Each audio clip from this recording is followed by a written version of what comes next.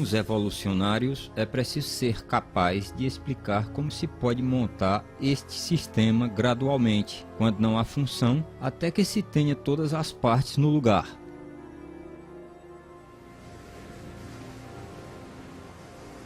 A complexidade irredutível das máquinas moleculares apresenta um grande desafio ao poder da seleção natural. Conforme o darwinismo, até mesmo estruturas biológicas muito complexas, como um olho, ouvido ou coração, podem desenvolver-se gradualmente, com o passar do tempo, em passos incrementais. Mesmo assim, a seleção natural só pode ser bem-sucedida se estes acasos genéticos aleatórios oferecerem alguma vantagem ao organismo em evolução. Como tentei mostrar, não é necessário supor que as modificações sejam todas simultâneas, se forem extremamente pequenas e gradativas. A seleção natural examina as menores variações, rejeitando as que são ruins, preservando e acrescentando todas as que são boas. Mas as pequenas variações favoráveis de Darwin poderiam ter produzido o flagelo bacteriano? Alguns cientistas acham que não. Como poderia algo novo como o motor da bactéria flagelar e todos os componentes que possui desenvolver-se de um aglomerado de bactérias que não possui esse sistema, quando cada mudança, de acordo com a teoria de Darwin, tem que oferecer algum tipo de vantagem? Imagine tal cenário no início da história da Terra. De algum modo, uma bactéria em evolução desenvolve uma cauda e as partes necessárias para ligá-la à parede da célula. Ainda assim, sem a montagem completa do motor, esta inovação não ofereceria nenhuma vantagem à célula. Ao invés disso, a cauda continuaria imóvel e inútil, invisível à seleção natural, que, por definição, só pode favorecer mudanças que ajudem à sobrevivência. A lógica da seleção natural é muito exigente. A menos que o mecanismo do flagelo seja completamente montado e funcione, a seleção natural não pode preservá-lo nem passá-lo à geração posterior. O que é importante sobre a seleção natural é que ela escolhe apenas vantagens funcionais. Na maioria dos casos, a seleção natural elimina as coisas sem função ou cuja função prejudique o organismo. Assim, se houver uma bactéria com cauda que não funciona como flagelo, as chances são de que a seleção natural a elimine. O único modo de se escolher um flagelo é ter um que funcione, e isto significa que se tenha todas as partes do motor bem do início. Sendo assim, a seleção natural não pode lhe dar o flagelo bacteriano. Ela apenas funciona após o flagelo já estar funcionando. Em 1996, Michael Behe publicou um livro intitulado A Caixa Preta de Darwin. No livro, ele argumenta que a seleção natural, conforme o darwinismo, não podia explicar a origem do flagelo bacteriano nem qualquer outro sistema biológico de complexidade irredutível. Behe concluiu que a complexidade integrada desses sistemas apontam para um projeto inteligente.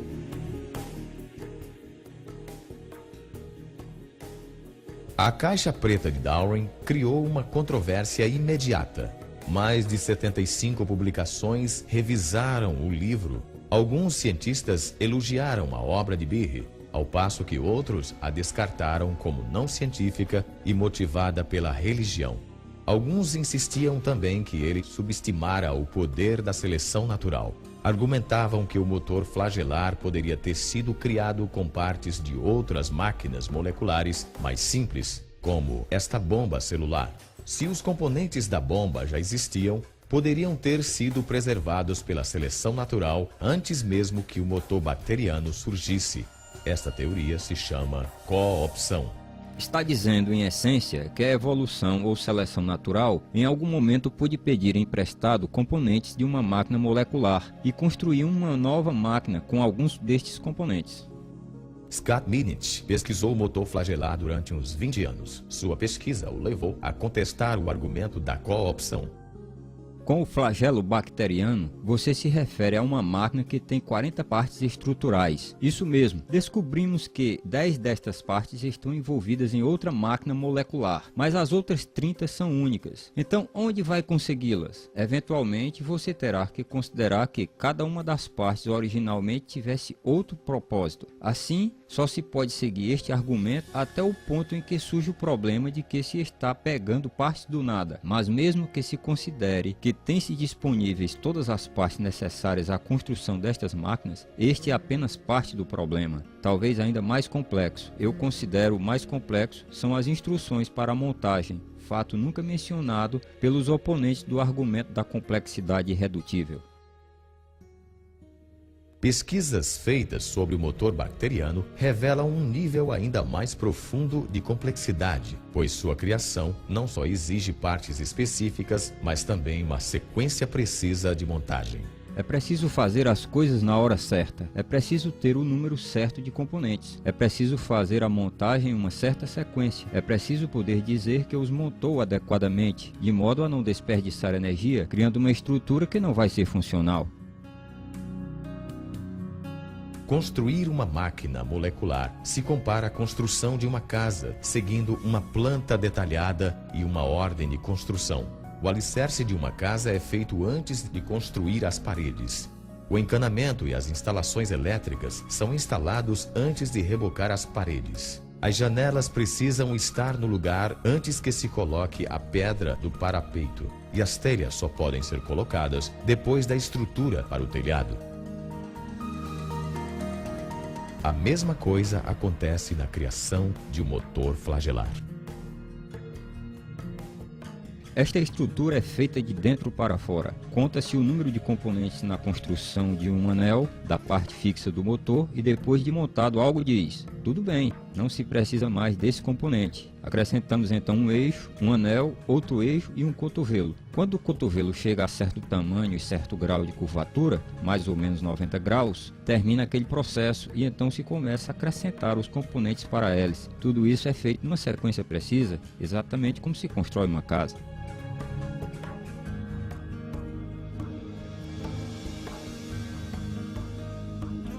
Para construir um motor corretamente, tem que se coordenar o tempo exato das instruções de montagem.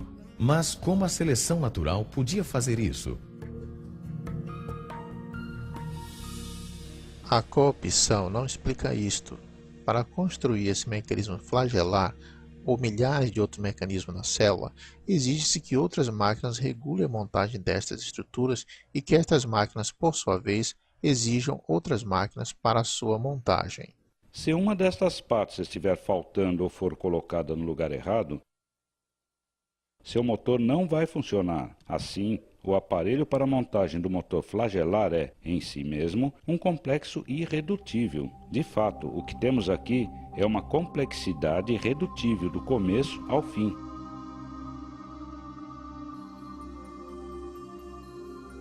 Sabemos muito sobre o flagelo bacteriano, mas ainda temos muito a aprender. Não há explicação sobre como esta máquina molecular complexa possa ter sido produzida se usarmos o mecanismo darwiniano. Há 150 anos, os cientistas não sabiam nada sobre máquinas moleculares de complexidade irredutível. Mesmo assim, Charles Darwin antecipou a dificuldade de que sistemas assim poderiam apresentar a sua teoria.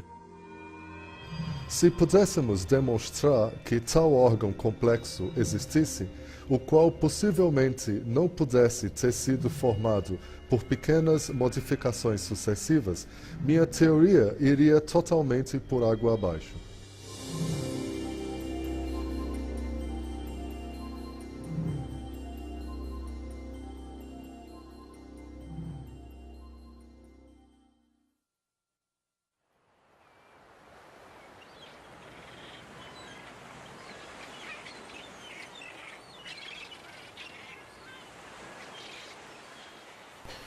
Existem realmente duas grandes perguntas na biologia. Como se conseguem formas vivas novas, com estruturas novas como asas e olhos da vida já existente? Em segundo lugar, como a vida se originou na Terra? Sabemos que Darwin passou a maior parte da vida formulando uma resposta para a primeira destas duas perguntas. Charles Darwin.